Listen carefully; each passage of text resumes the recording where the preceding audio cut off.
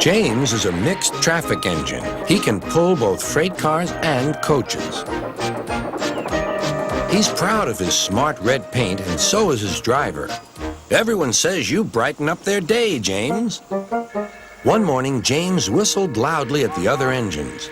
Look at me. I am the smartest, most useful engine on the line.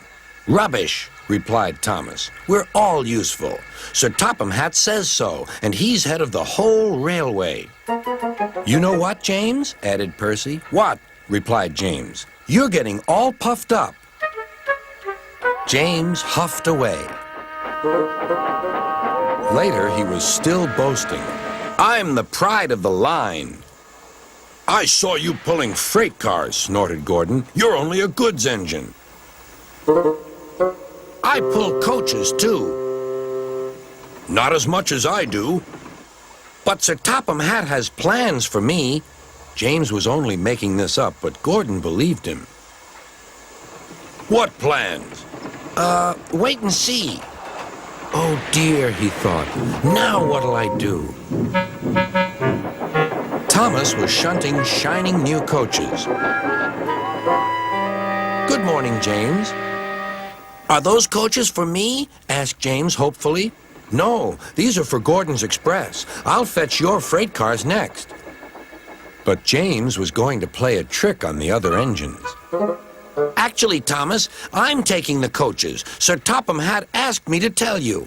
What about the cars? Asked Thomas. Give them to Gordon. Come on, Thomas, said his driver. Orders are orders. So when James's driver returned, James was coupled to the coaches and he puffed away.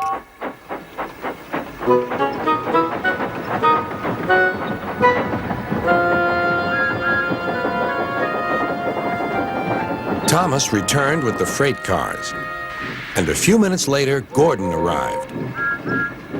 Where's the express? Thomas told him about James, and so here are your cars. Gordon was very cross, and so was his driver. Wait till Sir Topham Hatt hears about this. Meanwhile, James was enjoying himself enormously.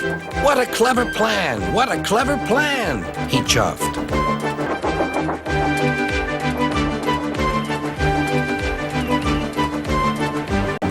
Then he saw Sir Topham Hatt. Some jokes are funny, but not this one, James. You have caused confusion. Yes, sir, said James. You will now stay in your shed until you are wanted. The other engines teased James. I wonder who'll be pulling the express today, said Gordon. I expect it'll be you, replied Henry. James is stuck in the shed for being silly. James felt sad. Next morning, he went back to work. Hello, whistled Thomas. Good to see you out and about again. I'm sorry I tricked you, said James. Are these my cars? Yes, replied Thomas kindly. They are pleased to have you back. James set off to the harbor with his train of freight cars.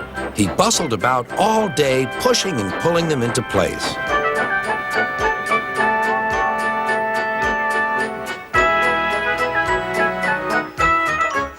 Time to go home now, James, said his driver at last. No cars or passengers, just we two. But his driver was wrong. Excuse me, called a man. I have a meeting with Sir Topham Hatt, and I mustn't be late. May I ride back with you? Of course, replied James's driver. Then he whispered to James, this gentleman is a railway inspector. James was most impressed. He steamed along the line as smoothly and quickly as he could.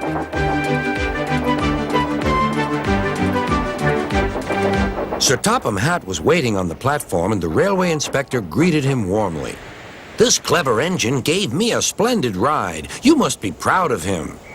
Yes, indeed. Once again, you are a really useful engine.